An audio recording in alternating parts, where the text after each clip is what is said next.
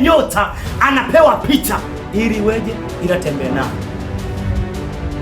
Mwana hili jambo hili halijaweza kusimama kama hakukuwa na picha kabla.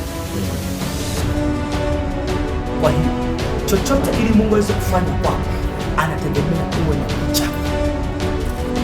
Kwa hiyo huyu ameahidiwa mtoto ila hajampata na hajamuona. Anapoendelea huku sasa anakuja kuwazi takuwaje, Mungu anamtoa nje, anamuonyesha picha aone huo wingi uliopo. Anapotembea aanze kupata neema ya kujiamini, neema ya kutumaini. Kwa mfano, kama uko hapa na hauna picha ya unachokufanya Mungu wako hivi, unapata Mungu kufanya.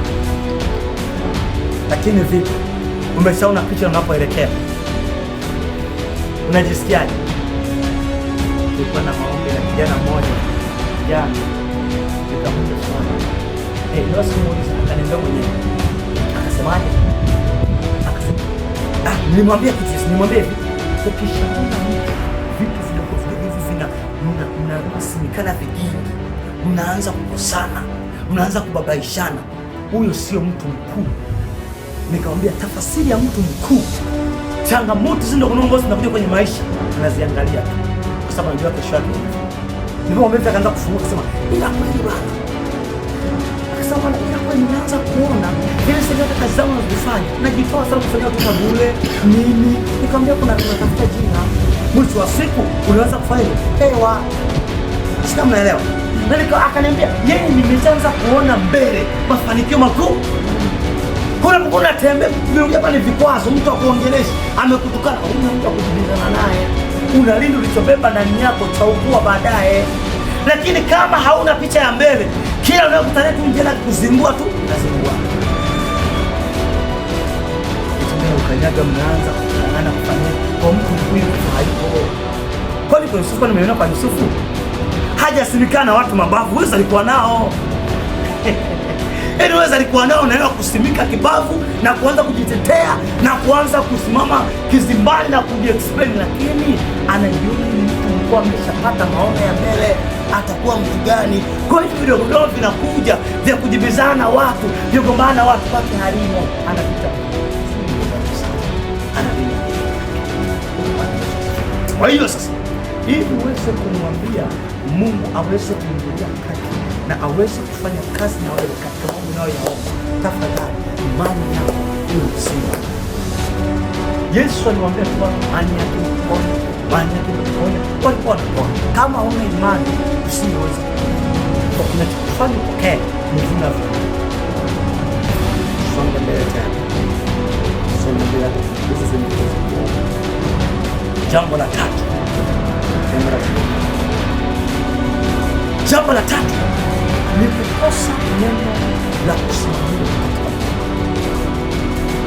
jambo la tatu. Kwa nini kukosa neno la kusimamia katika mambo? Utaandika Isaya 55 mstari wa 11 na utaandika Zaburi ya 109 mstari wa 1.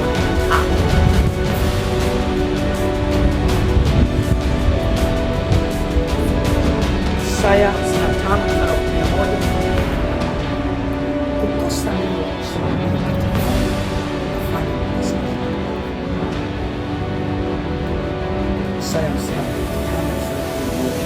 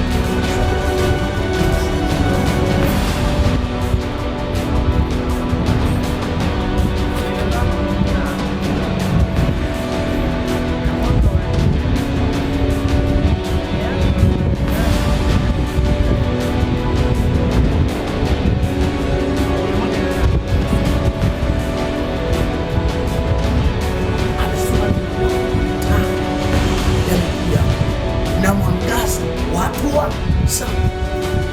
Kwa neno la Mungu kama ni taa, kukosa neno la Mungu ni kukosa Mungu. Kukosa neno la Mungu kwenye maisha yako ni kukosa Mungu, yaani kutokuona, kukosa mpenyo. Kuwa na neno ni kuwa na nuru ya Kristo. So ukiwa na nuru unaweza kupitika, ukiwa na nuru unaweza kukaendelea. Maeneo ambayo hayana umeme sasa hivi ndio kunaendelea umeme ni ndani kwao. Zamani kwa kuna umeme, ukishuka pale stendi pale saa tisa usiku nyumbani naweza siende kiza, lakini sasa hivi atisi umeme upo. Hata ukishuka pale unatembea hapo baba, ni watu wamefika umeme nini unakanduka, lakini kama hakuna nuru hauwezi kwenda. Kwa hiyo ikiwa hauna neno linaloweza kukusimamisha kwenye maombi, maana yake tayari ndani yako wewe hauna kibali. Utaongea nini? Unaweza ukaja nimuone mbona bucha, unapokuja kwake kama huna neno la kumwambia, hasa unakuja kufanya nini? Neno lako ni taa ya miguu yangu na mwangaza wa hatua zangu. Kule tumesoma kwenye Isaya 55 mstari wa 11 kwamba ndivyo itakavyokuwa neno langu litokalo katika kinywa changu, haitanirudia bure, bali litatimiliza mapenzi yake. Okay, tuangalie mifano. Nakupa SMS ngumu kidogo, afu tuendelee mbele. Mungu hajibu maneno yetu, Mungu anajibu neno lake.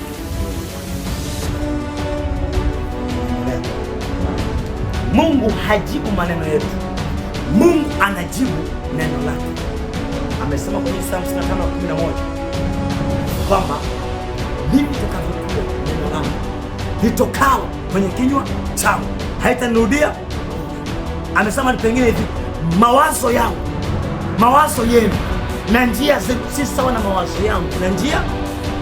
Kwa nini Mungu hajibu maneno?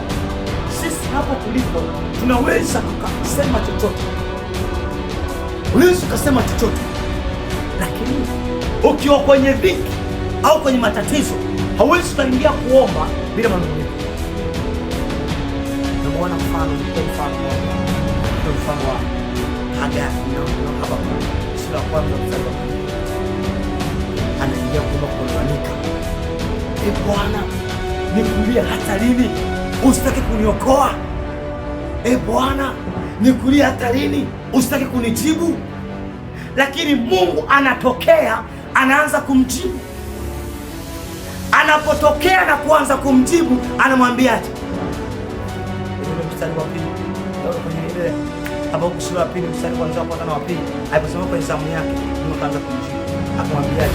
Iandike, ijapochelewa ingoje, lakini muda si kitambo tu utafanyaje? Itatimia. Huyu bado hajajibiwa ombi lake. Mnaona alikuwa maelekezo, sio? Mnaelewa? Huku ameanza kulalamika, nikulie hata lini? Usitaki kuniokoa? Mbona unitazamisha udhalimu tu Bwana? Habakuki huyo. Sikiliza, unapopita wakati mgumu katika maisha hauwezi kuomba kwa usahihi. Ukipewa neema ya kutembea na rais nyumbani kwako leo, anakuambia eleza changamoto za ndoa yako ili niweze kusaidia. Hapatoshi. Huyu mwanaume ni mlevi, huyu mwanamke ananipigaga, watoto wanasoma shule hawahudumii, sio haya. Hizi ndizo hoja zako, na kama ndizo hoja zako, unafikiri Mungu alikuwa anajibu maneno? Ni wangapi wanatamka maneno mabaya? Nienda mahali fulani, nilikuwa somo moja la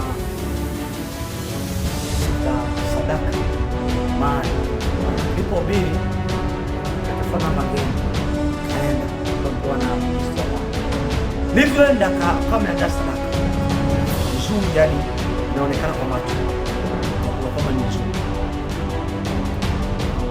nyekundu pale mezani. Ninaomba hii sadaka Mungu afanye kazi. Ulisema sio kwamba sadaka zitafanya kufungua milango iliyofungwa. Na nakumbuka kuna mstari mwingine nilisoma kwamba ili uweze kufungua kilichofungwa lazima utoe sadaka. Kwa hiyo nimeandaa sadaka kwa muda wa mwezi mzima. Ndio hii hapa. Naomba huyu baba yuko Dodoma afunzwe kazi. Baada ya kuajiriwa pale Dodoma, ndio yetu ilikuwa na changamoto. Ameoa mke mwingine, amesahau watoto, watoto wanahangaika, nyumba yake inahangaika. Sasa naomba huyu mtu aje wapi? Bwana asifiwe. Bwana asifiwe. Haya ndio maneno yake. Sawa eh? Sasa fikiri Mungu ikiwa anajibu maneno. Ni watu wangapi wanaomba kwa ajili ya wewe kuacha kazi?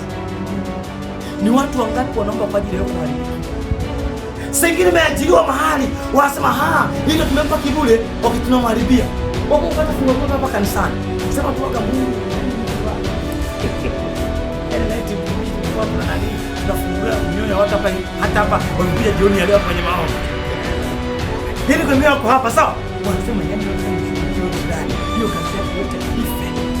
Ila wewe na Adamu ameongeza gari nyingine hapo kusakao hapo kwa sababu nataka leo naingia kwenye mfungo kabisa. Anapoingia Mungu wa yote anawezekana. Wewe ulisema ya kwamba tutaitika. Hasa na mkabidhi ufanye. Ni wengi. Mungu amekuwa ajibu maneno hata mimi nisingekuwa. Kwa sababu tunaowauzi ni wengi. Tulitoka hapo kaingia kwenye maombi ni mengi, lakini nimekwambia Mungu anajibu neno. Ndio maana amesema ndivyo itakavyokuwa. Neno langu litokalo katika kinywa changu haitanirudia bure, bali litatimiliza mapenzi yake. Okay, nikupe mfano hapa. Nani alitumia neno kwenye Biblia na akaweza kushinda? Mathayo sura ya 4 mstari wa kwanza hadi wa 11. Andika haraka kidogo ili uweze kuomba. Baba, angalia na kamera. Mathayo sura ya 4 kuanzia mstari wa kwanza hadi wa 11.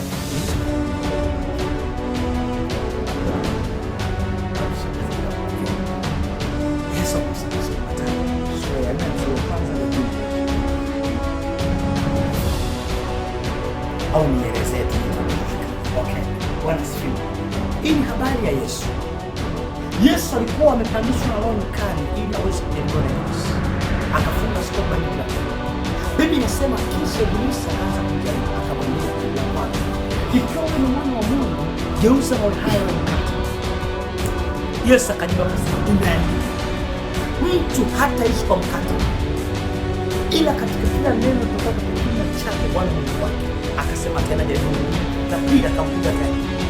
Akamwambia Roho, akamwambia kirefu sana, kama wewe ni mwana wa Mungu jitupe chini. Akatumia andiko kwa kushika. Alitumia mstari wa 6. Mstari wa 6 Mathayo 6. Akatumia andiko. Maana imeandikwa, atakuagizia malaika zake wakudake, usije ukajikwaa mguu katika jiwe ukaumia. Yesu akasema imeandikwa. Imeandikwa, usimjaribu Bwana Mungu wako. Sisi kama tuko pamoja hapo. Anaendelea tajaribu la ngapi? 3. Akampata kwenye kinara kirefu, akamwambia Roho, kama wewe ni mwana wa Mungu, sasa unapoona miliki zote za dunia hizi ni za kwangu, ukinisujudia na kuniabudu nitakupa zote ziwe za kwako. Akasema Roho, imeandikwa, watu waabudu Mungu wa mbinguni peke yake. Akafunga. Sasa niko hapo mimi. Unakwambia Mungu anajibu neno lake, hajibu maneno yetu. Nimekupa mfano mzuri yule mama na nimekuja sasa mfano mwingine. Amen. Hapo kwenye mfano Yesu anaposhinda jaribu ametumia nini? Ametumia kushinda majaribu. Nataka tujiane sasa hapa. Sio kwa watu wenye kitu wangu.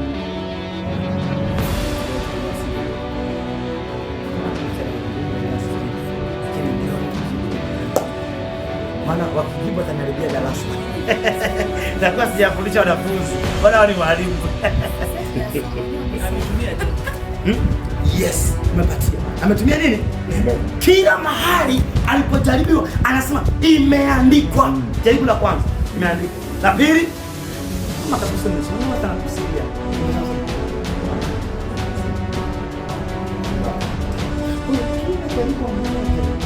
Alitumia nini?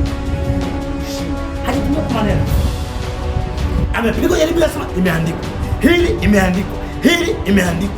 Kwa kilichofanya Yesu aweze kushinda majaribu ambayo yalimfesi kwenye maisha yake, alitumia neno kama silaha. Sika mnaelewa? Kwa nini kutumia maneno yake? Ndio kwenye Yesaya 55:11, ndivyo itakavyokuwa neno langu litokalo katika kinywa cha Mungu. Ni Biblia jamani, hiki ni kinywa, ni Mungu amesema. Naomba nikimaliza kusoma sema ndilo neno la Bwana, ndilo ametoa Bwana, si ndio? Kwa hiyo sasa hapa sasa anaposema imeandikwa, imeandikwa, imeandikwa, maana tayari moja kwa moja anatumia neno la Bwana kushinda majaribu, anatumia neno la Bwana kushinda vita, anatumia neno la Bwana kushinda changamoto. Okay, tuje tuone mfano mwingine hapo wa mwisho ili tuweze kutafuta namna ya kuja kwa maombi. Mfano mwingine wa pili, angalia Luka sura ya 5 mstari wa 5. Hiyo yenyewe mtanisomea Luka sura ya 5 mstari wa 5 na wa 6. Yes. Luka mtakatifu sura ya 5 na mstari wa 5 hadi wa 6.